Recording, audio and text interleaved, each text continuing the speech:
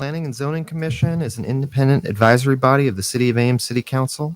The Planning and Zoning Commission members are volunteers of the community and not part of the city administration. The Planning and Zoning Commission is supported by staff from the city's planning division. The commission is responsible for recommendations on matters involving subdivisions, annexations, master plans, and major site development plans, amendments to the zoning ordinance, and comprehensive plan amendments. We make our recommendation based on city codes, the facts presented, and input from the public. As an advisory commission, we welcome all comments regarding the proposed item. Please direct your input to the commission. If the proceedings become lengthy, we may ask that comments be focused on new information not previously presented. You may speak only once on an agenda item. If you wish to speak, please fill out a speaker information card and present it to the recording secretary. We ask that you come to the microphone to speak so that all comments may be recorded. The order of the proceeding for each item on the agenda will be as follows. City staff will present the staff report regarding the agenda item. Commission members will have an opportunity to ask questions of city staff. The applicant will be invited to make a statement regarding the request. Commission members will have an opportunity to ask questions of the applicant. Members of the audience will be invited to come forward to offer comments and questions. Once public comment is closed, city staff and the applicant will have an opportunity for concluding remarks. The commission will discuss the application based on all presentations and any comments given and come to a recommendation for city council. The discussion may include further questions of city staff and the applicant for clarification. And with that, we'll move to the first item on the agenda, which is the introduction of commission members. Julie Winter. Cheryl Moss. Mike Clayton. Mike Sullivan. Matthew Voss. Mike LaPetra. All right, now we'll move to the third item on the agenda, which is approval of the agenda.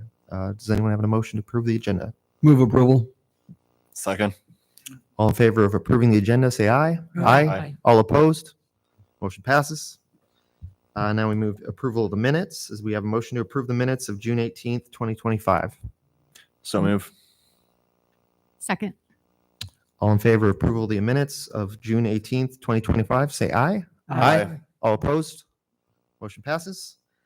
Now we have the public forum, item 5 on the agenda. If there's anyone from the audience, from the public that would wish to speak on an item that's not on the agenda, feel free to step forward now and speak. Seeing none, we'll close the public forum and we'll move on to agenda item number 6, zoning text amendment for planned unit development, PUD overlay open space standards.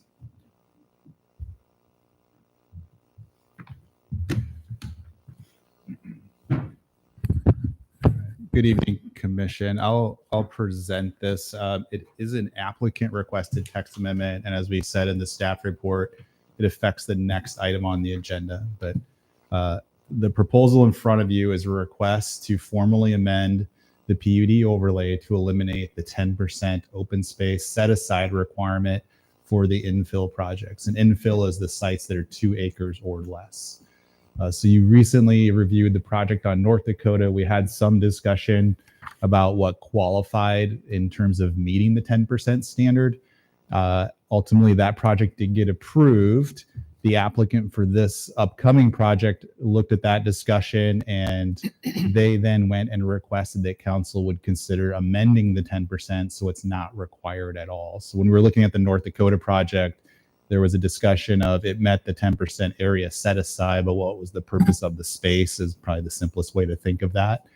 Is it accessible or usable? And there wasn't much description within the PUD about how to gauge that. So this applicant, looking at their site on South 4th, believed that a set aside of open space really would, in their opinion, wasn't warranted, but to allow for that, they would have to have this text amendment approved.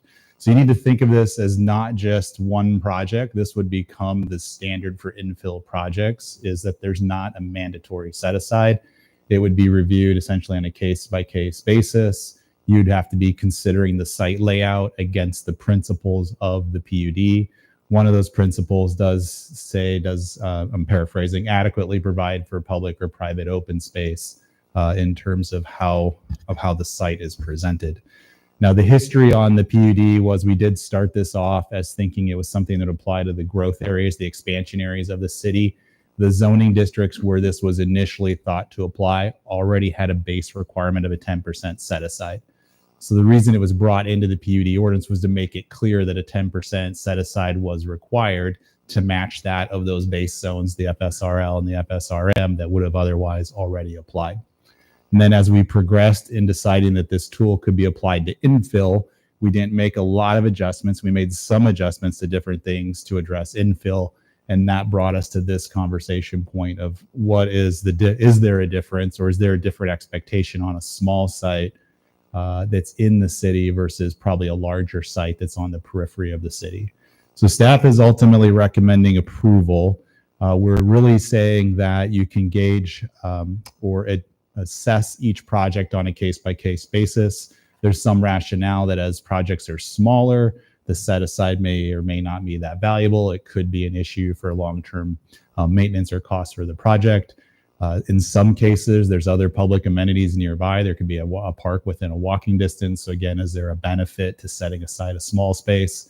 In some cases, there might be private open space as an alternative to public open space. There's a lot of different ways it could be done on a case-by-case basis. The council determined that, as I mentioned here, we did talk about some other alternatives, but ultimately council said they wanted to just remove the standard rather than substitute something specific in, and then just really look at it again as the projects come through, so they could try to balance the housing efficiency versus the compatibility of the project and the needs of the project. So for tonight, we would need a recommendation on this item, and then we would look specifically at the next item with an assumption of the ordinance being passed as requested by the applicant. So I can take any questions you have about the proposal.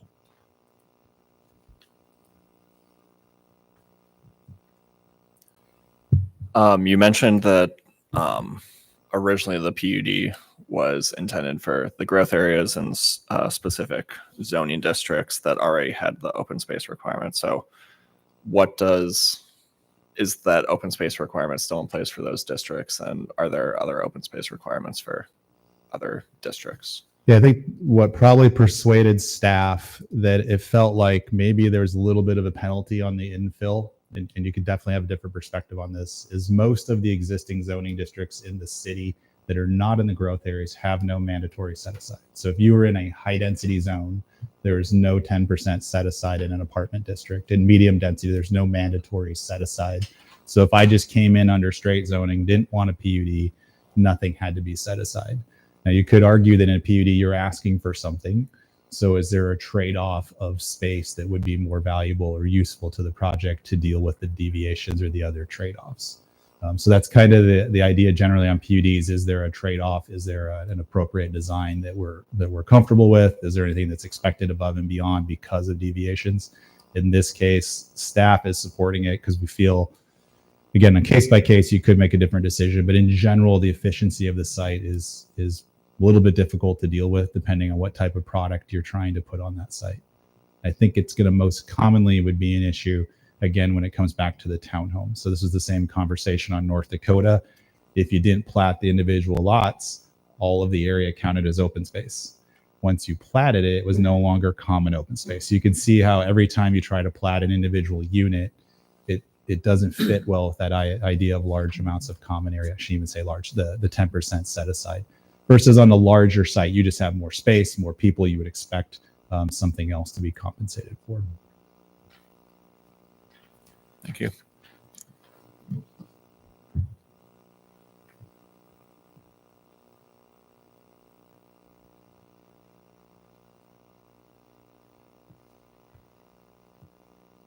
And so technically there is an applicant. So before you, or when you open the public hearing, you would ask if an applicant wants to speak and then take public comment on this. One question I had, I guess, is you mentioned earlier about so maybe it sounds like maybe that for future development, infill development, there will kind of objectively trying to find some balance practically between a complete elimination of the requirement here, but seeing what developers decide to do and kind of finding where that ends up being and what city council is comfortable with, I guess. Is that Is that, am I understanding that correctly, I guess, or? Yeah, if it's deleted, I think the fallback to now judging the projects is going to be under the purpose statement, which you have to make these findings. And specifically, a PUD zone is intended to, and in that list is to provide for a variety of private and common open space areas corresponding to smaller lot sizes with additional amenities for larger developments is how it's described. And there's other things there. There's going to be some competing interests within all these purpose statements, but that's ultimately what you'll be looking at to decide if adequate space, whether it's private or common, is provided for an infill site. Is there any concern about that creating, I mean, right now you've got the 10%. That's obviously we know that's what it is. That's what developers know what it is. I could see a benefit to deciding on some smaller amount in the as a number and allowing people to plan for that rather than, you know, not be sure where it might end up if they come up with a development that might not meet what could be approvable, I guess.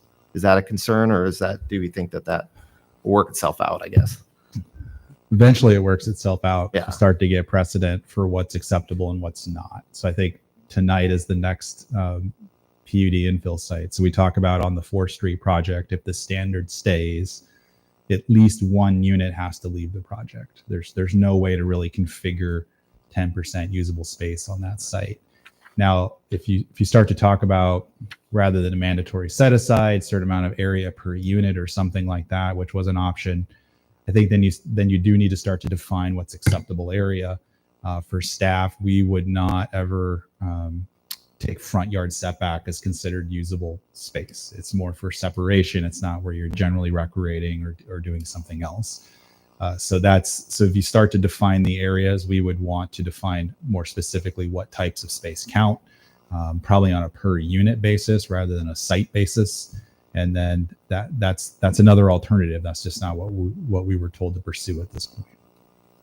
Okay, thank you.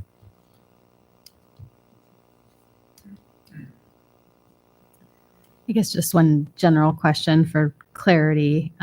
When you have a project that has a PUD overlay and then you have similar sites with zoning, the PUD overlay applies to something that's already zoned a certain way, or is it PUD overlay and nothing else?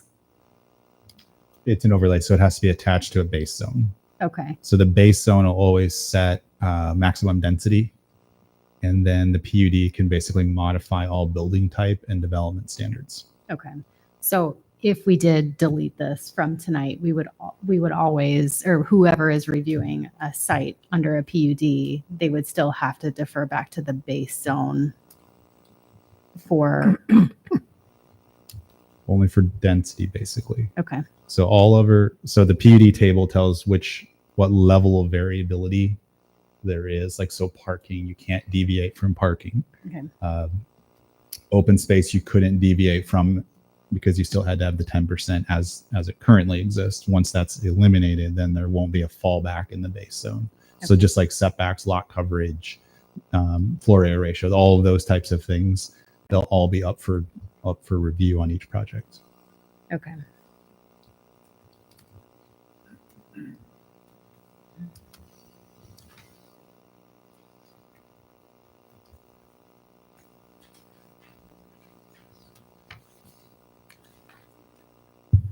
Any other questions for city staff at this time?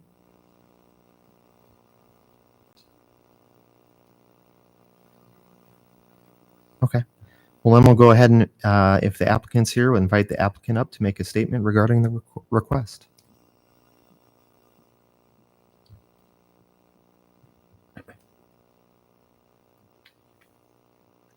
I'm Tamaisha Wilson. I'm representing the project. The main thing I have to say is we just really think it would benefit your community to have more housing available, especially more affordable housing. And that's just really our main goal here. Thanks. Do we have any questions for the applicant?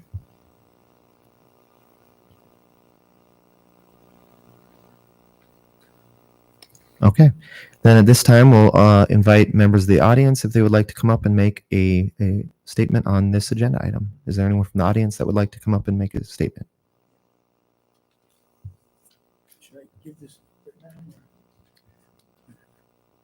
My name's Joseph Mancuso. My family and I live at 304 Washington Avenue. And we're very concerned about the amount of traffic that increase that will occur with all these units. It's already a very busy street for this tiny little Washington Avenue.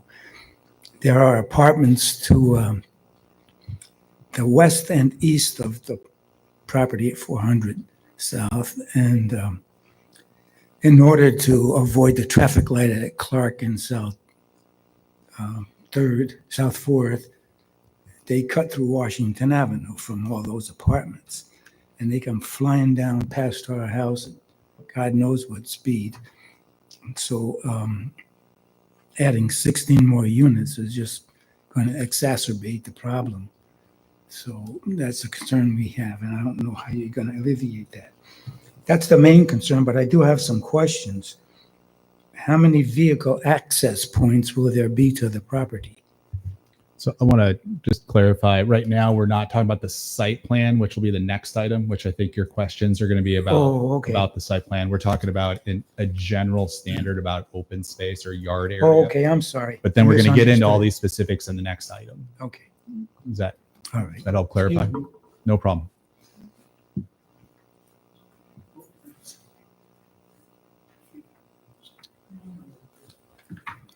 Does anyone else from the audience wish to come up and make a statement?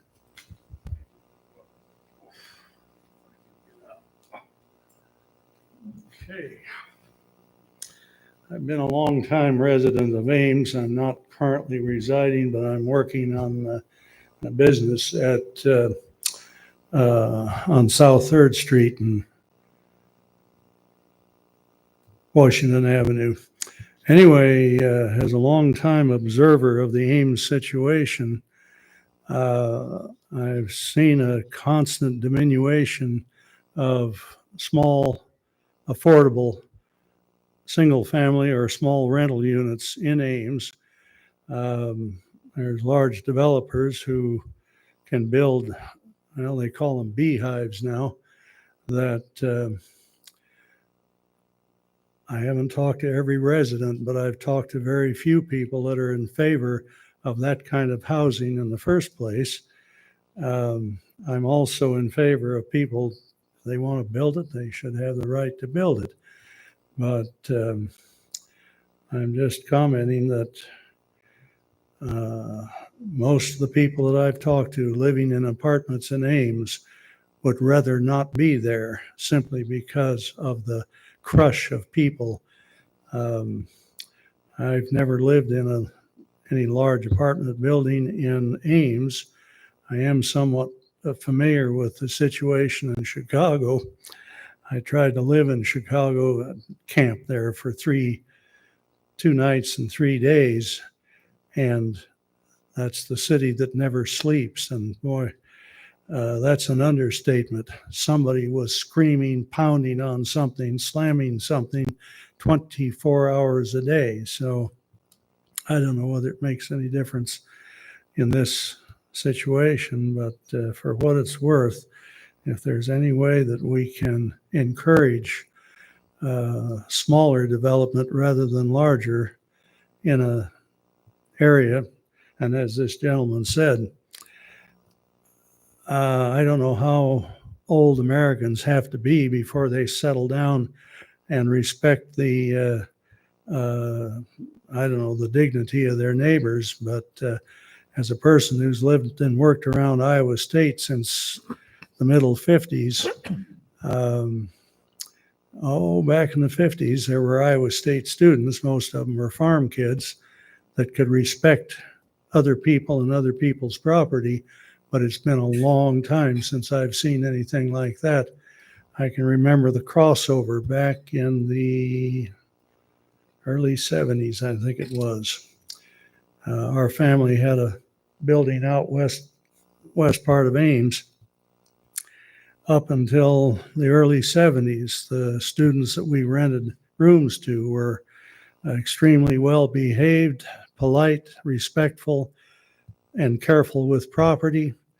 All of a sudden, we responded to a call for more rental property. We doubled the amount of rental units we had at our property out in West Ames, and the students just absolutely trashed the place. We couldn't believe, but that's one of the things that caused us to move out of Ames and move over to rural Boone. And back then, Boone was a free county. There was no county zoning. There was no building codes. There was no government micromanagement of anything. We bought a piece of property. We needed to build something on it. We just walked out in the back lot and built it. There was no begging for permission from any self-styled experts in government or any place else. Well, anyway, that's probably all I need to say. This gentleman talking about traffic, I've worked now for about 10 or 12 years. Sir, But can this- I get you back on? We're talking about an open space standard right now. Not talking about like site features about anything. So if you have comments about open space standards, I have no idea what an open space So it's standard the even amount- is. Yeah. So I think we're going to talk about a specific project next. If you want to focus if you have comments about the specific project on South 4th Street, that's the next item on the I agenda. see. Okay. And Well- for the record, can you state your name so our Yeah, I'm Harry Andrews. Thank you. I was in Ames in 1950. Okay, thank you. Okay, thank you.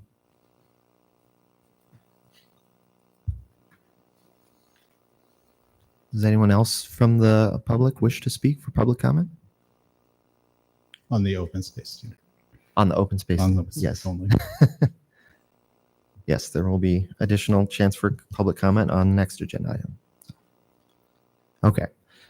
With that, we'll close public comment, offer the applicant one chance to offer any last statement regarding the request, if you'd like to reply. No? Okay. Public comments closed. Okay. So do we have any concluding remarks from the city? I have none. We'll open it up for discussion then for the commission. And any final questions you might have? In general, the the rationale laid out in the staff report makes sense, and I do think that it's helpful for the city to consider things that are going to be helpful for small projects specifically.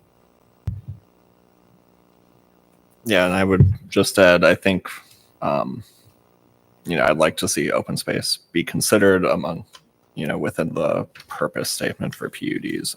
But I appreciate the flexibility that this might allow. So.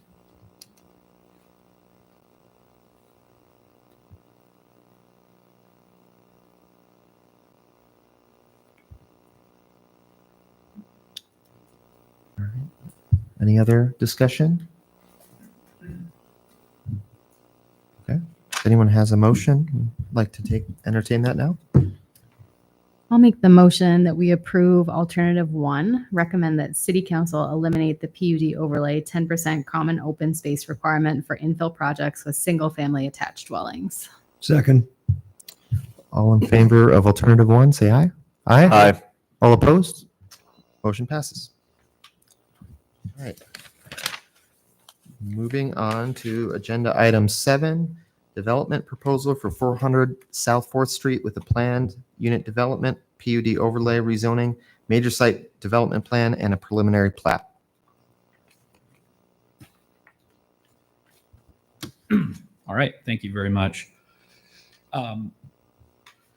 So the item in front of you now is a request for a PUD with site plan and a preliminary plat for 400 South 4th Street. The proposal here is for the Can you tell us who you are? Justin Moore. I'm a planner with the city. Yep. The proposal, again, as I said, is located here, the south side of 4th Street. This is in the SSMD, so this is the South Lincoln Mixed Use District, which is one of our special purpose districts. It is the base zone here that is currently in place on the property. Historically, the property had, I think, roughly 4 older single-family homes that were torn down about 8 years ago. and the property was then consolidated into one lot at that time. So the proposal is for 16 individual lots that I'll show you here in just a second on the preliminary plat. There they are.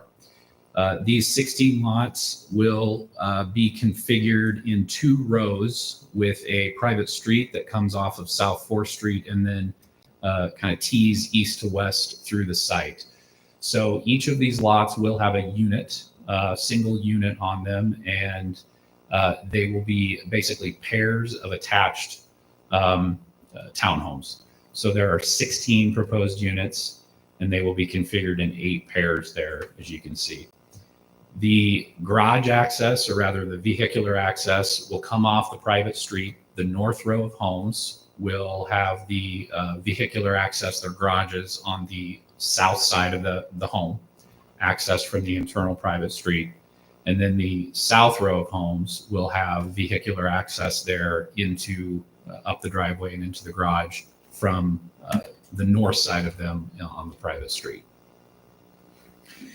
So the homes themselves will be 2-story townhome style homes. So here's a look at the top model that you see there is the north duplex, or the way the duplex will appear, sorry, the townhome will appear on South 4th Street. So as you can see, there'll be front doors that'll face directly to the street with small little stoops, covered entries that will empty out to the north. Then there will also be up at the top, there will be a dormer design. So that again contributes toward the design criteria that are looked for in the PUD, as well as the covered entryways. The south side of the north unit will appear like this. So it's got the garages again that face southward onto the private street, and then entryways on the south side that come out next to those garages. So that's the north row. And then the south row of units on the south side of the site, this is generally how they will appear when looking at them from the private street. So this is their north elevation. So a configuration again of the 2 garages with the entryways to each side. They will be covered. And then the south elevation of those, which will face to the south with that 15-foot rear yard setback, there will be walkout doors that you can see here, sliding doors for walkout, so that residents can walk out behind those units. So I'll just go over a few of the elements, I think, in the deviations that are being requested with the PUD. So as we talk about in the report, the PUD allows for a little bit more flexibility and a different design style for PUD layouts, provided that the design standards for PUDs are otherwise met. So the deviations here that the developers requested and staff can support are listed there in the table. So probably the key one that might jump out the most is the front yard setback deviation. So in the SSMD zone, traditionally it is a 25-foot setback requirement. And so the developer is requesting a deviation to 10 feet. And then there will be that stoop that will project a few feet into that 10-foot front setback along South 4th Street. The other perimeter setback deviation is to the south, behind that south row of townhomes, which is a 15-foot rear setback that's being proposed. Again, under the SSMD zone, that would be a 25-foot requirement. And in this case, they're requesting a deviation to allow 15 feet for that rear setback. Couple of the other deviations that are probably of note, the SSMD zone does have a 0.75 FAR maximum in the base zone. And we do note that there's a requested deviation for the FAR to go over that on 11 of the 16 lots.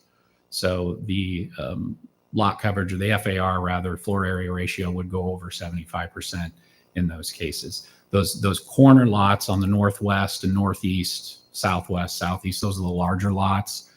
Those are still underneath the FAR cap. And then, of course, there are some.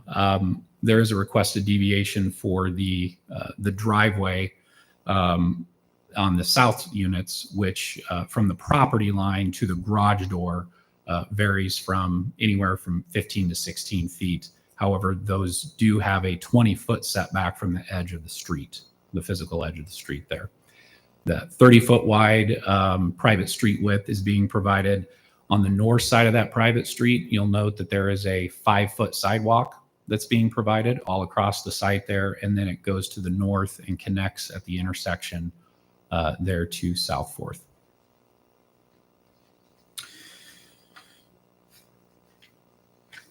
So, and then of course we talk about the open space text amendment, which was just the previous item in there. So again, if ultimately the open space text amendment is not approved at City Council, then the project would need to be redesigned with the 10% dedicated open space in mind. I think looking at this overall, I think the justification for the 10-foot front setback that we can be comfortable with is that you have that front yard orientation with that design, the walkout design that meets those PUD design standards for the front facade. You also do not have garages facing South 4th. That's all on the back side. So that helps to be able to make that a little bit more compatible and a little bit softer with the neighborhood. So, and of course you have that direct connectivity from the front door to the front sidewalk. So I think at this point, I can take any question that you might have. We can go over any of the details or the standards and go from there. Any questions for city staff?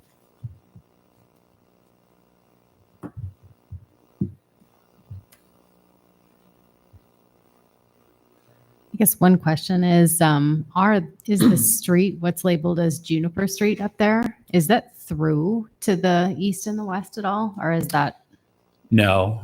So it would, yeah, it truly dead ends, if you will, on the east and west property line. There are actually apartment buildings to the east and west that are built there. Is there any concern about emergency vehicle turnaround? Is that required to be considered in this site plan? So the fire department has reviewed it, and this meets their fire access standards for the truck and hose access and everything like that.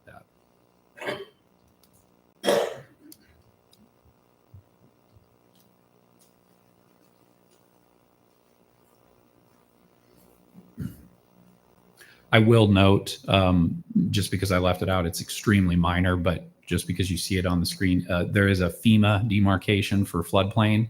That is a very, very small part of the edge of the 100-year floodplain that just clips the site south of that retaining wall. So that's where there's a change in the grade.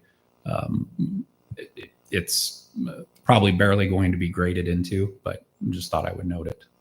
Can you talk about that south property line, since it's a special deviation to be at 15 feet? Sure.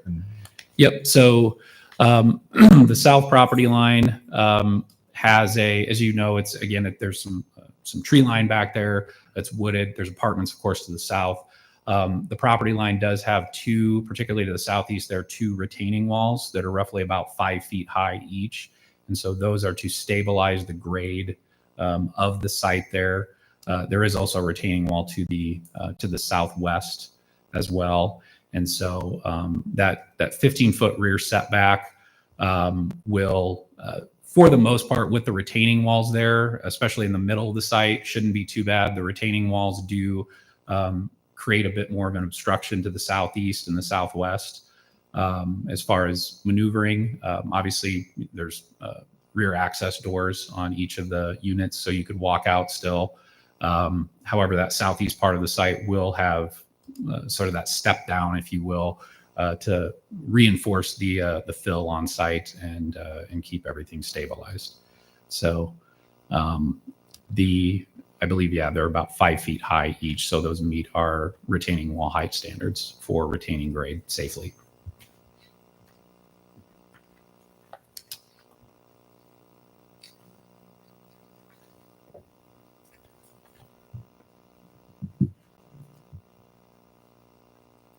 You mentioned that there's a specific table in here that shows all of the potential exceptions. Deviations, yeah. Yes.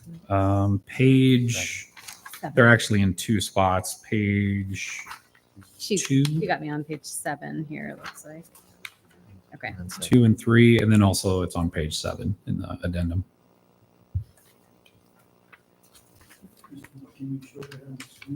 Yeah. So of these, this is kind of the same conversation we had with the North Dakota site.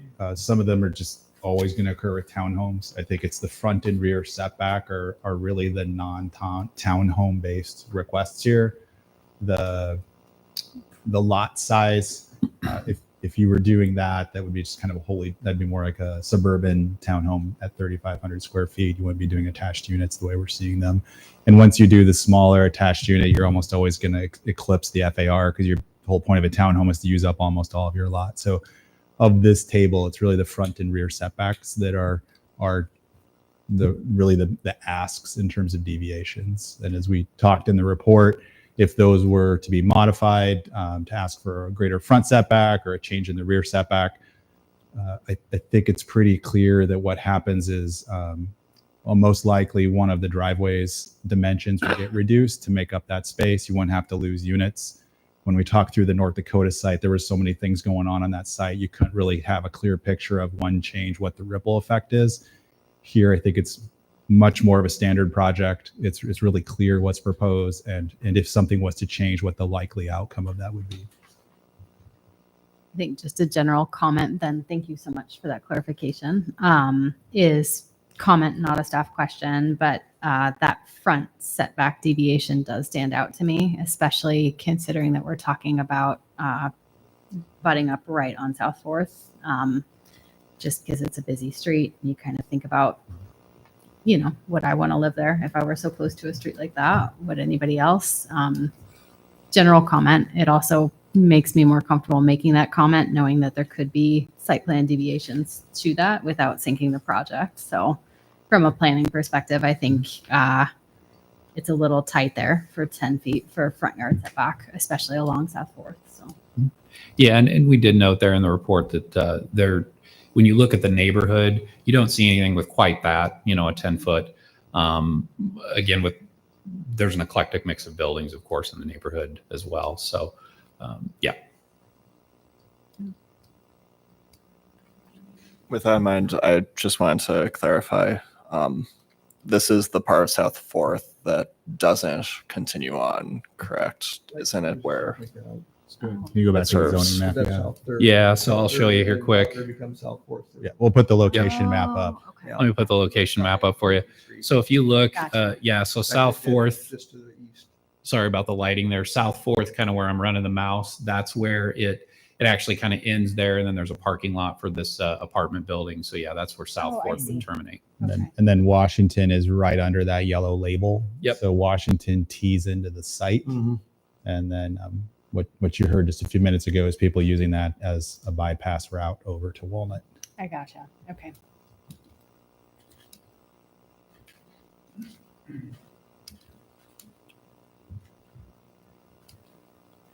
I think this kind of shows that relationship to the south too, with those apartment buildings. There's garages up against those property lines here, and the grade change. Again, we thought with the grade change and with the garages intervening, privacy compatibility was pretty much addressed in that rear area to allow for that 15-foot setback.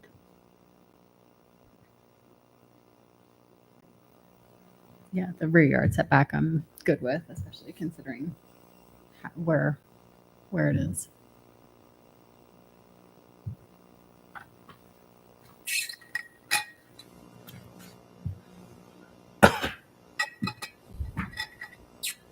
Any other questions for city staff? Okay. Well, at this time, we'd invite the applicant up to make a statement if they so wish. No statement? Okay. Is there any questions for the app? I mean, Yeah, do we have- do you have any questions for the applicant before you take other public comment? No questions? Okay. Then we'll open it up for public comment. If anyone from the audience would like to come up and speak on this agenda item, feel free to do so and introduce yourself and your address and go ahead and speak. Should I give that to that lady later? Yeah, sure. You want it now?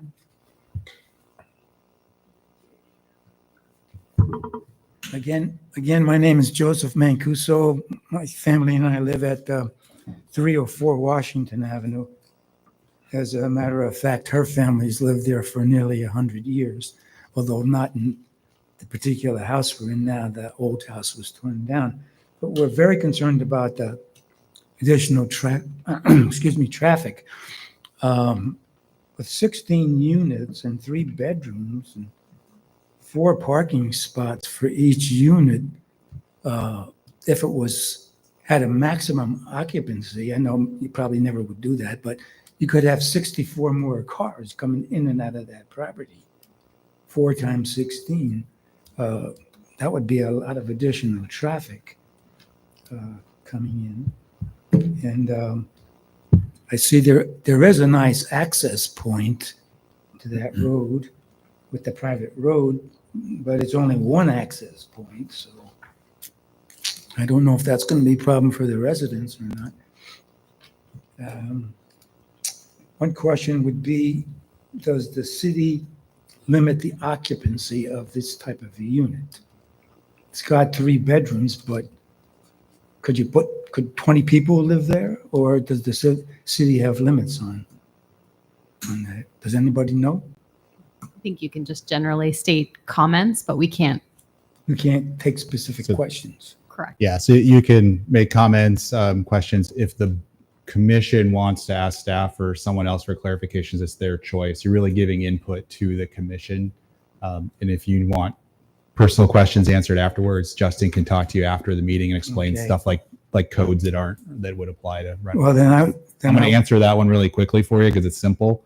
The rental code, if they were to be rented, the rental code occupancy would be 3 per unit, 3 adults per unit. 3 adults. But you could have a whole gaggle of kids there too. Absolutely. And if it's an owner occupied structure, there's no limit on occupancy. Yeah, It's just that a would be family. different. So what's the plan for the people that want to build this? Are they going to rent these units or sell them? I think I think it could be either. It's not dictated by the permit approval. Okay. And I probably won't answer any more questions. 'Cause I'm getting kind You're of good. Sorry. Okay. The young lady mentioned they wanted to build affordable housing units, but she didn't say what the rent would be if they rented them. So how do we know they're really going to be affordable? So I would ask the board to make sure that somebody finds that out. Because Ames, like so many places, has very limited housing for lower income people. And I know the city's struggling with that. Yeah, So I'd like to hear something about that. I think what I'd say, and correct me if I'm wrong here, anyone from city staff, but that's not part of this package. That's not part of our recommendation or approval to city council about, rental prices or anything like that for this package. Is that correct? Correct. The city can't set rent Yeah. without a direct subsidy to a project, which this does not have. So the proposed landlord is not making any statements that they would plan to make some or all the units affordable. That would be their goal. They're not saying any of that. They haven't told the city that that's one of their goals. They just want to build the property and make money. There's no requirement for it to be affordable housing with income restrictions on the units. That is not a city requirement. Okay. So I think affordable is used a lot of different ways. You can take it for what you think it's worth. we have no defined standard that applies to this project for affordable housing. Okay. Did I come to the wrong meeting to get these questions answered, guys, or The am I meeting- just being unreasonable? No, you're not unreasonable. I think the confusion is we answer your questions, usually try to before the meeting so we can give you what the standards are and what the features of the project are. The commission's really here to hear input about how the project affects the neighborhood, impacts. I mean, you live in the neighborhood, so you clearly have issues or concerns that you want to represent to them. So their main goal here is to hear your concerns about the layout, and if there's things they think should be changed or altered, they can make that recommendation to the city council. We're happy to, after the meeting, we're happy to explain to you any of the details of the codes that might apply to these people in the future. Okay, one question is it Mr. Moore? Yeah. Justin, you were talking about the setbacks? Correct. You got to So we'd direct the comments to To the the- commission. Yep. Okay. If you direct the comments to the commission, and then we can I'm sorry. address it with city staff. if appropriate. Pertaining to the front setback, in particular, the ones closest to 4th Street on the north side, the front face of those units, how would that line up with the apartments immediately to the west of the property? In other words, I think you said 10 feet, did you say 10? Somebody say 10 feet was the setback, or 15? It was supposed to be 15, but you're asking for 10. That's what's requested in here. Yeah, so what's the setback for those apartments immediately to the west? So how, in other words, I want to. I don't know. Can city staff speak to that? Yeah. So, and you can actually kind of see it here on the layout. If you look to the west, it indicates an existing building, also one to the east. These buildings would sit forward more than those buildings are currently. And of course, I can't tell you how far set back those existing buildings are with taking a measurement. Yeah, The west one's 25. Okay. We looked at that last week. Yep. So anyway, that's, the proposed homes would sit forward closer to South 4th Street than the existing building to Yeah. the west. okay, well, I have two other general things just to bring up. Where are they going to put the snow on that private road? I have a running battle with the City of Ames Highway Department about how they plow the snow 13 feet onto my property. Now, I know that's a private road and the city's not going to plow that, but where are you going to put that snow? Yeah, I guess don't what see I would any say to good that, place for it. that's I a don't see- completely valid concern question from someone in the neighborhood. That's not germane to this discussion on this agenda item. We don't address those issues as part of our review. So the board is not taking into account what the impacts to the neighborhood are? We do consider impacts to the neighborhood as far as the plan that's up before here, and specifically as it applies to our authority, the city Okay. code. Now, that's a pretty sizable piece of property. And I always wondered why it was vacant so long. But the thing is, that it's big, grassy. It absorbs a lot of rain and snow. Now, those apartments directly to the south are really prone to flooding. And I don't know if you've ever been down in that neighborhood when we've had floods. It's a disaster. But this development is going to just throw more runoff right down that cliff on the south side of the property. So nobody's taking that into account that I can see. I guess what I would say to that, and I think city staff would concur that, I mean, any development goes through, the city floodplain as far as the floodplain requirements, making sure those are met as well. That's not specifically a part of this package that we're reviewing, but any development would have to meet those requirements. So there's no water collection or nothing on the property to mitigate any heavy rainfall or snowfall. You're just going to dump it down the hill. I don't know. I'm not getting my questions answered, so I'm not very Yeah, good. this isn't. I'm not a happy- I know it's just not a forum back and forth. I think we can explain a whole bunch about the project to you. Yeah. It's just not that forum. The property is connected to the city storm sewer system. It does not just sheet flow off the back of the property onto another property. They would be violating Iowa drainage law if that was the only controls of stormwater on the property. The applicant may be able to speak to their stormwater drainage system that they have, but it does connect to the city storm sewer system. But what about the increased traffic? You guys not involved in concerns over that? Can city staff speak to that at all? Is it part of this? Well, it's the density of the project. So it kind of comes back to operations of the street on Washington, not necessarily within your purview, but just the idea of activity, density, compatibility, that's within the range of the rezoning request.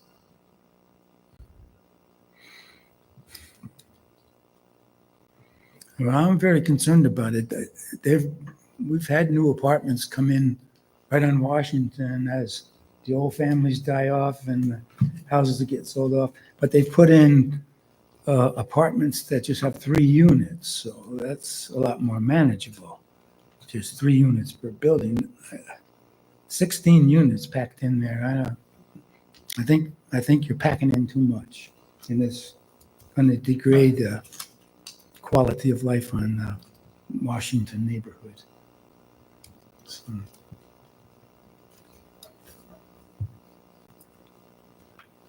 I guess if that letter that I received about this meeting would have stated that you can come early and ask a whole bunch of questions, that would have been helpful to have that in the letter of notification.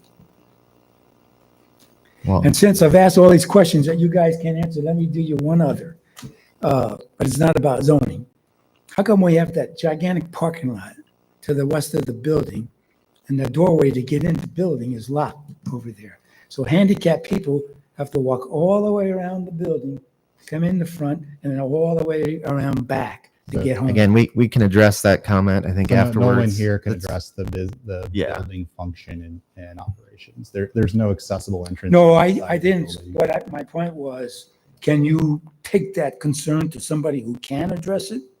I would say directly send that to the city manager's office. They would be the ones that would review or look into any changes to building operations. I mean, there are Yeah. accessible parking spaces at the front of the building.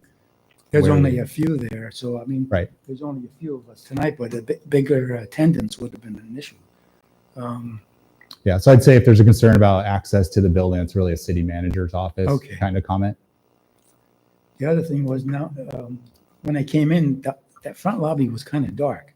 Now, maybe some automatic lights are going to be on by the We, time. we really got to move on. You don't have Yeah, we're not Okay. here for Yeah, building these are not operations. comments These are about- safety things that we all should be So, concerned yeah, about. but they're not part of this board's review. They have no Okay, authority over. all the right. building. Thank you So- for your patience, but I'm not very happy with the results of this meeting.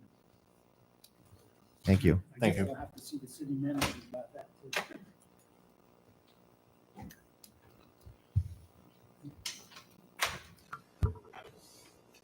Okay, my name's Ted Hewitt. Live at 3025 Evergreen Circle, which is out in Northridge. But I'm the board president of Story County Community Housing, which happens to own the apartment building just west of this planned development. And actually, there are some questions that the last person asked that I know the answer to. The large parking lot is because of the required number of parking spaces for the people that are in the building. You have to have one for every adult.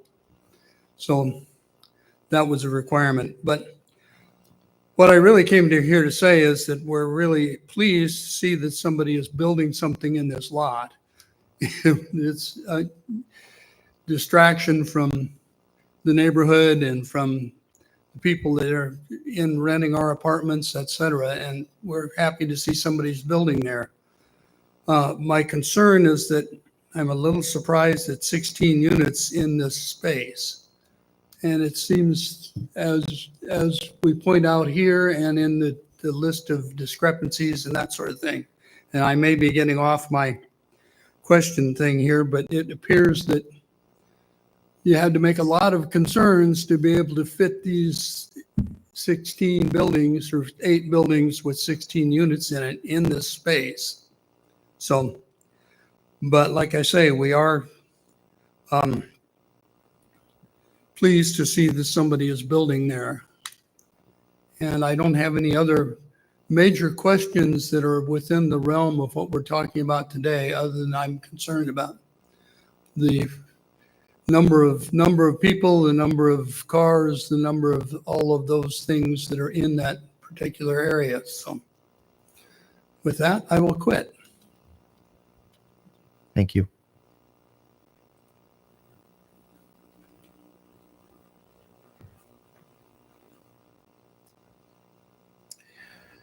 Hi, I'm Matt Frank from 2811 Dayton Avenue. Actually, when I came in here, I turned in my sheet to talk about item 8.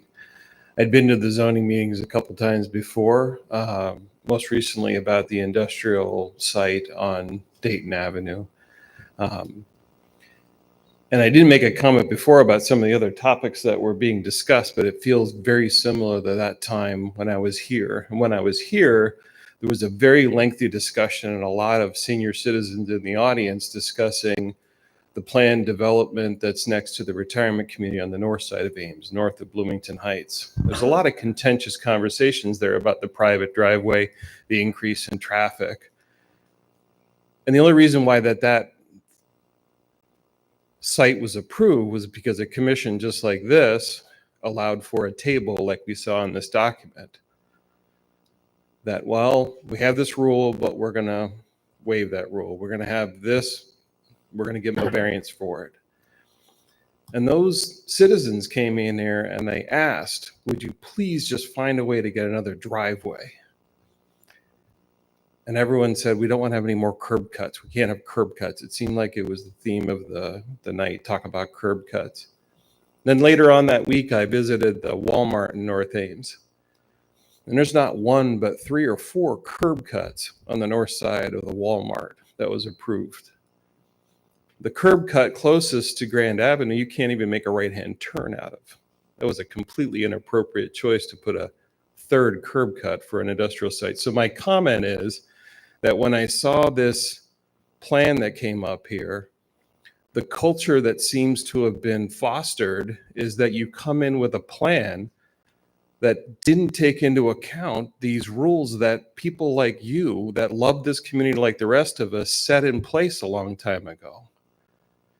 There's no reason why you'd have to have all these variances for the setbacks if this was a place that had 4 homes on it and it's consolidated down to 8 units.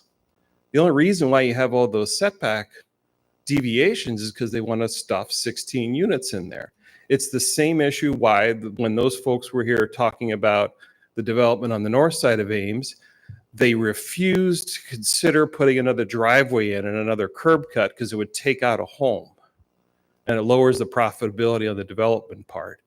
But that would have made those senior citizens happy because it would have kept them off their private drive. And now they had to invest in a turnstile blockade on there and deal with the increased traffic. So my concern and my comment is that it seems like every time I come in here, somebody has come in with a plan that right off the top didn't consider all of the wonderful rules that we put in our civil society saying you have to have a 25-foot setback. And it's not asking for taking it from 25 to 21. When I've seen all these asks for these deviations and variances, it's egregious. It's like, yeah, I know you want it to be 25, but we want it to be 4. The commission talked at that time about that other development, said we wanted to get rid of all these townhomes that had all these garage doors right up against the thing, and we didn't want the door to the house to be 20 feet back from there. They came in with a proposal, said we want to put the doors 20 feet back. We let it go. So my comment is, the culture is, come in with a plan for 16 units that has to have deviations across the board of rules that somebody decided was a good idea. So you can do what you want. But my point is that people are coming in assuming that they get all of these deviations agreed to. And that to me is a bad culture. And this is the second time that I've heard people that I have a lot of respect for, my elders, sorry, I'm 51, you're not that elder than me, but that they come in and they say, please, I don't want to have this. And Why didn't we do it? Because somebody didn't want to put 8 sites on there. And I understand the profit margin, but those rules were put there for a reason. Thank you. Does anyone else from the audience wish to speak on this agenda item? Okay. Hearing none, we'll go ahead and close the public comment and offer the applicant a chance to address any. Oh, okay. We'll offer the applicant any chance to speak if they'd like to here at the end. Is there anything else the applicant would like to say? Okay. Hearing none, are there any closing remarks from city staff? Nope, only if you have questions. Does anyone on the commission have any questions or further discussion?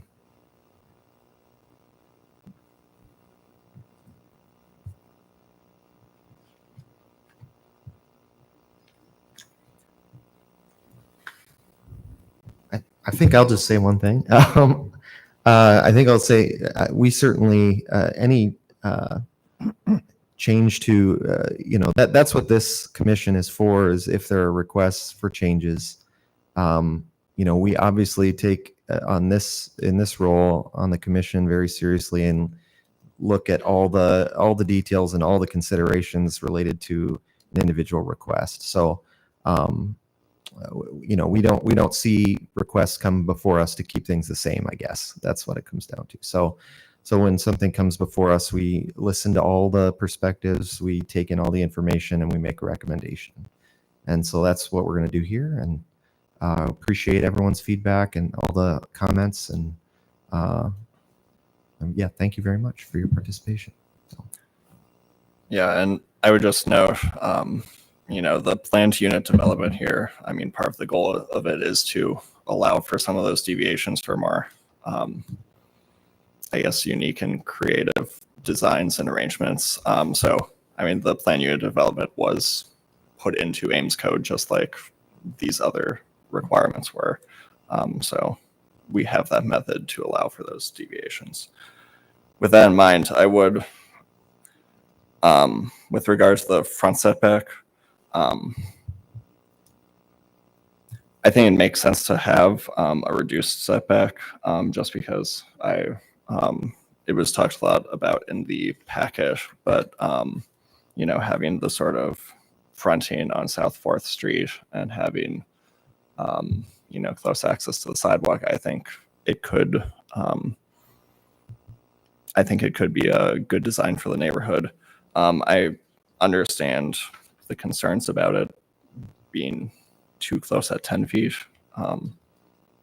Maybe it would make sense to, back that up to 15 or something like that. But I do support reduced setback there. And I understand the concerns about density here. I also think that having townhomes in this arrangement is a good use for the space. And ultimately, if we're comparing densities, this is still less dense than an apartment building, a full apartment building on the space would be likely. So I just wanted to give that perspective as well. I agree too that I would be more concerned about the setback along 4th Street if it was a busier street. But the fact is, the street ends just to the east. There are a few more properties, so it's not a through street. So there's not a lot of cross traffic there. It would be ideal if this parcel was about 50 feet deeper. Then we wouldn't have to worry about setbacks. But given what the property, what the developer has to work with, I think this is going to be a pretty good setup for it.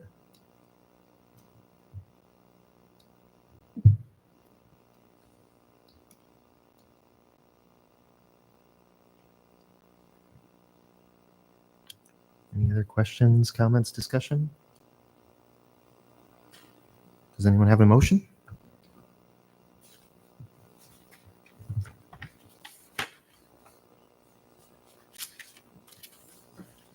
I'll move approval of alternative one, that the Planning and Zoning Commission recommends that the city council approve the rezoning to S-SMD with a PUD overlay for 400 South 4th Street with a planned unit development PUD with major site development plan, and B, a preliminary plat.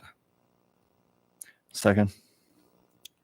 All in favor of recommending alternative one, say aye. Aye. All opposed? Motion passes. I oppose.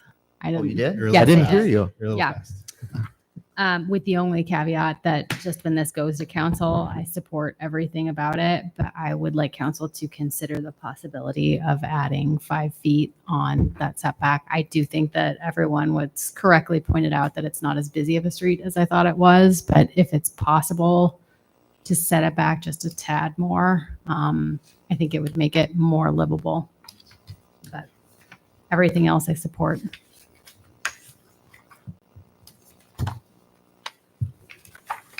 Okay, so this item will go to the city council on August 12th. So if you're watching or participating tonight, it's not approved until it goes to city council, and they'll review this recommendation and make a final decision.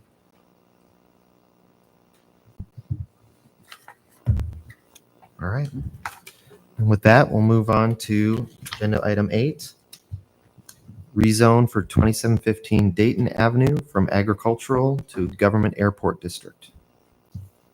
So for this item, the city is the applicant. I do have Corey Mellos, the city's building and facilities director here. He is responsible for kind of shepherding this project forward. He could have more information than I do. Tonight, what we're looking at is a rezoning request for a site that we've acquired off of Dayton, former Eagles Loft preschool that had closed and was for sale, and we bought that. The goal is to establish a new animal shelter there in the near future. And in the interim, we have some plans for use of the property to facilitate Parks and Rec's maintenance activities, especially with outdoor storage of wood and mulch that they have at another site that's going to be displaced during a construction project. So ultimately, it's going to be city-owned property. The primary use is the animal control shelter, and we're asking for it to be rezoned to government zoning. And if you have questions about the site or the activity, Corey or I can answer them.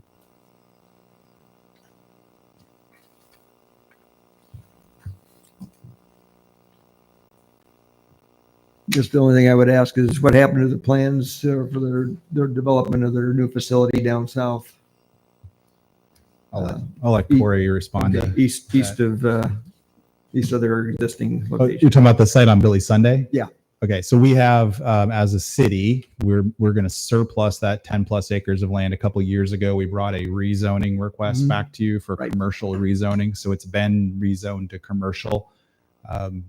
Once the animal shelter relocates, then we'll look to dispose of that property. Okay.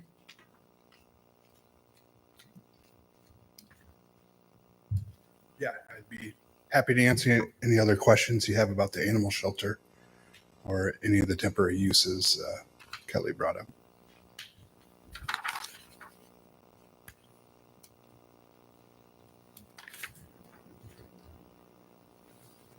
They'll be able to use the existing building? Yeah. So our plan is to remodel the former Eagles Loft, and we'd probably look at addition for the dog kennel area because it's not possible to kind of do that with modern animal shelter techniques in that existing shell. So we're going to council next Tuesday to hire the architect that we've been working with to kind of look at that site, approve that contract, and bid it this winter, and hopefully be in by early 27 on the new animal shelter. The tree debris, like Kelly mentioned, Parks and Rec is doing work at their maintenance building, so the tree debris moves. Long-term plans that would go to the new resource recovery and recycling center on Field Drive. So this is just a temporary use. There would be no public access to this tree debris like there is on 13th Street. So there'd be no free days there. There would be no mulch pickup at that site. Do you have any idea on the timeline for how long that'll be used at this site? Or I think just probably they think a year and a half to 2 years before because they might be able to have the tree debris area ready before the building's complete on Friel. So I think you have to look at this. I mean, we're trying to tell you what we know right now about the use of property. Eventually becomes city property. Again, the Parks and Rec doesn't intend to be there forever. They have other sites that we expect this to go to. We just don't know timelines and everything. We don't know everything that the city could ever use this for, but primarily it's for the animal shelters. Is what we're saying. 'Cause there is, if you look at the property, there's, I think, 2.5 to 3 acres kind of that wouldn't be used as an animal shelter at this time. So that's where the tree debris would go. And then in the future, we're not sure what options might be for that property.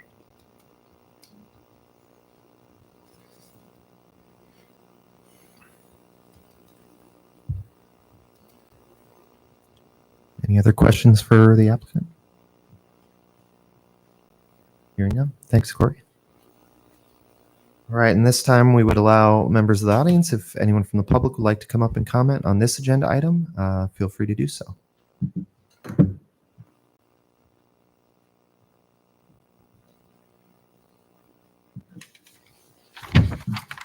Hi, Matt Frank, 2811 Dayton Avenue. For reference, in the proposal, it refers to 2 rural homes adjacent to this. I'm one of those rural homes. In fact, my family is the only one that actually resides there. So the other home is not, people don't live there. The property is about 16 and a half feet from my property line. So it's very near and dear to my heart. What happens there? My comments are about the vagaries that are in this proposal and that were actually just discussed now about the uses of the property.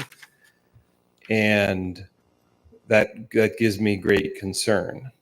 So one of the things that I am concerned about is that as it's being rezoned to government/airport, I have concerns about what does that mean in terms of the expected regulations that would normally follow for like an industrial site or an agricultural site. Clearly, if it's an airport, you're allowed to make a lot of noise landing aircraft in there. And so will I have the future ability to request that there's noise considerations? Will I be able to be in a position, if it's zoned as airport/government, to complain that the dogs are barking and making my dogs bark all night long? And since it's deemed in this fashion where it describes things like other uses, and so other uses or activities could be planned for the site that are not known at this time, that really raises a lot of concern for someone who lives 16 and a half feet away when it says that right here in the request. There was some comments made that those are temporary uses, like putting the waste out there. And of course, that's another concern, saying, oh, we're going to dump waste on that site. I also wonder about the animal waste that's created at this site. If it was an industrial site or a commercial site, I'm assuming that there would be very clear regulations and restrictions on what you could do with it and what happens when it has the same kind of maybe lack of restrictions or even more restrictions for something that's government or airport. It says that there'll be a minor site plan. And what I have a concern about is like what will be included in that minor site plan. In other words, is it going to describe the entirety of this? Because we were just told that there's 2 to 3 acres that we don't know what we're going to do with.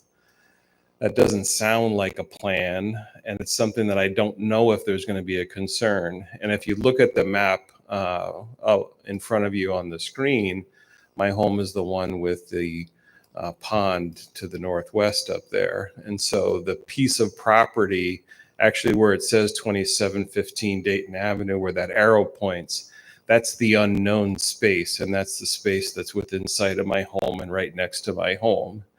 So the vagaries about all the rest of the uses of this are really concerning to me. I don't know if there's a problem, but my dogs bark when they hear dogs on Stagecoach Road. What if there's an entire kennel of dogs out, and when will they have to be brought in at night?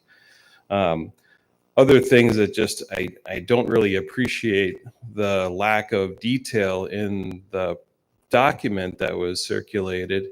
It talks about the animal shelter, and then it talks about an animal control facility. Well, those sound like two different types of facilities. Are we talking about the same thing? Is a control facility something different? The proposal says to rezone it from agricultural to government/airport. But then in the fourth, let's see, what paragraph is that? One of the last paragraphs is one of the goals of the employment and land use designation to accommodate a wide range of industrial needs. General industrial zoning typically implements land use designation. This allows us to do the uses we want in this area. So is the proposal to rezone it as government and airport, or is it general industrial? Because the paragraph there says that if we make it general industrial, then it's going to allow us to do the uses that we have. So is that clear or not? It's very vague to me why the proposal is suggesting that general industrial is the appropriate designation for this. So for those reasons, I have a lot of anxiety about this. I'm actually glad to see that it's going to be a good facility like that. I'm glad that it's not going to be a place that's going to have a ton of traffic coming in and out. I'm glad that it's not going to create toxic waste or anything like that, or it's not going to be a confinement. But what is it going to be? What is it going to be used for? And it's going to raise concern in the public if it says other uses that we don't know at this time. And so this is the moment for me to start the discussion of what does it mean? Is it going to be general industrial? Is it going to be government airport? What are going to be my rights to make a comment, or what are going to be the regulations that they'll have to follow? Okay. And again, I am the only person that's near this that would be affected. So I thank you for your time. Thank you. Is there anyone else from the audience that would wish to come up and speak for public comment? Okay. Hearing none, we'll close the public comment and offer the applicant another chance to come up and speak for concluding remarks. Is there anything? Yeah, I just want to clarify the zoning aspect. And again, if we can answer any questions you have, we'd be happy to do that. So the statement in the report about general industrial zoning is if we had not bought the property, the Eagles Loft, someone else had bought it, general industrial would be the zoning that matches the comp plan for this. What that paragraph was suggesting is that as an employment designation, the types of uses that we're going to anticipate under the government zoning is actually similar to GI. And we felt that that's one reason why it was compatible, is that the designation allows for outdoor uses in GI, allows for a lot of different things in GI, and the SGA would be similar. And the reason we bring that up is because the comp plan says one thing. So if we were in a residential neighborhood and you're seeing government zoning, we want to disclose what the residential is around there, and would the activity that the government's proposing be compatible or not, or similar to what's there. Once SGA zoning is established, it has no use limits. That is the benefit of being the government. And when we make our own when we acquire our own property and we use it for a governmental purpose, it's at the discretion of the city council what they develop on that property and how it's done. The minor site plan process is the internal review by city staff that it meets whatever specifications we have for parking, landscaping, fire access, utility service, but ultimately city council is the one that's determining the use on that property. So we tried to make it very clear what the primary purpose is. And again, I can't say what the city may want to do in 8 years on this property or 15 years from this property. The animal shelter, once it's built, is going to be there for a very long time. But we don't even have a design for the animal shelter, as Corey said. So urge you to follow the architectural contract, because that's going to be key, because that's going to lead to the design.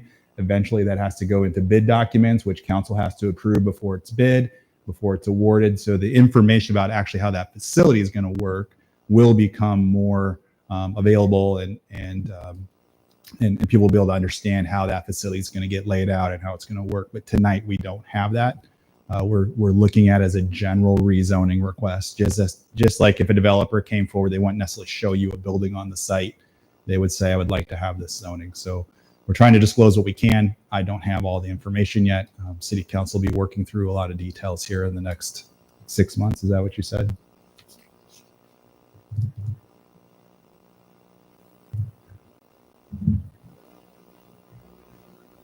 I think as the commission and as a rezone, kind of where's your recommendation range here? It's if you thought it was inappropriate to have this dedicated to a government zone, that could be a recommendation. If there were particular compatibility concerns, you could identify those for the council, just to be aware of that as part of the rezoning process. And if council chose to do something in response to that, that'd really be their choice as part of that rezoning. Just like with all rezonings, that's really what you're doing, is recommending compatibility, or if there's a limitation that should be put on the project.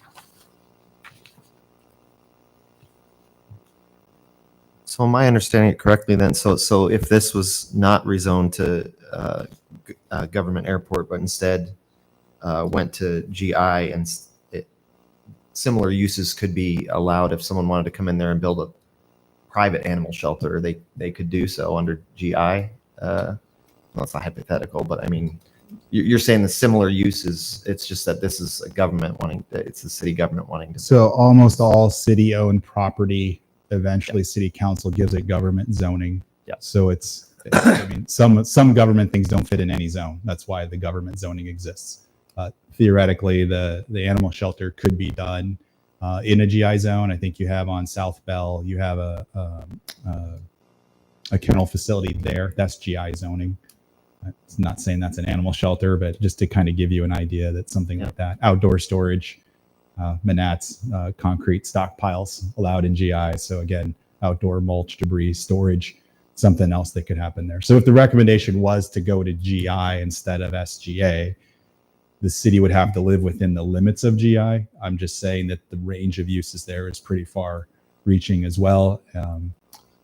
We're just typically just do SGA though to accommodate city interests.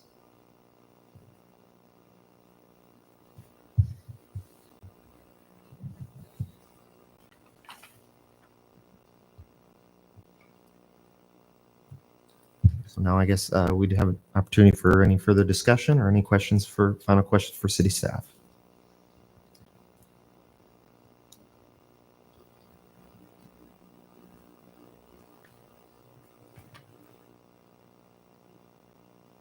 If there are none, if anyone would like to make a motion, we can do that now. I'll make a motion that we approve alternative 1. Planning and Zoning Commission can recommend that City Council approve the request to rezone the property located at 2715 Dayton Avenue from A Agricultural to SGA Government Airport District. Second. All in favor of alternative 1, say aye. Aye. Aye. All opposed? The motion passes. All right. All right. This item also will make it to council on August 12th, I believe, is what we're planning for the schedule. Next No.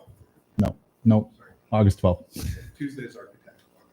Yeah. So the rezoning will be on the agenda on August 12th for the city council. All right. On to commission comments. Does anyone have any comments? I just, with all the discussion tonight, I'd like to remind myself and everyone else that we make recommendations, but don't actually do the action. So that there are opportunities to further the discussion on any items that we're discussing.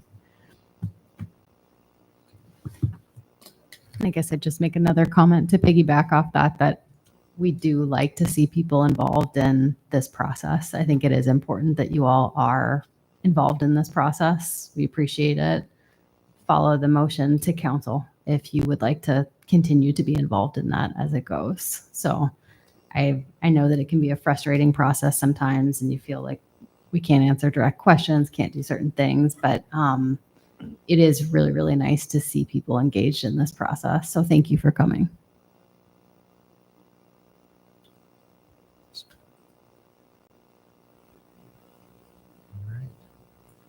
Do we have any city comments, staff comments? Just a couple. I think the North Dakota project, kind of the first infill project you'd seen in a while. Ultimately, City Council did approve that 5-1. There's quite a bit of discussion at council, similar to what you grappled with. The applicant did change the project and drop 4 units. It went from 20 to 16 after that meeting. But it was a 5-1 approval at council. But it also led to a bit of a discussion kind of about what does PUD and the infill mean, which is where that open space text amendment came from. So I think council was kind of seeing through your eyes what a project looked like, looking at it through their eyes, trying to balance that housing issue with what's the expectation, much like you guys kind of commented tonight. What's our expectation of livability? It's not well defined.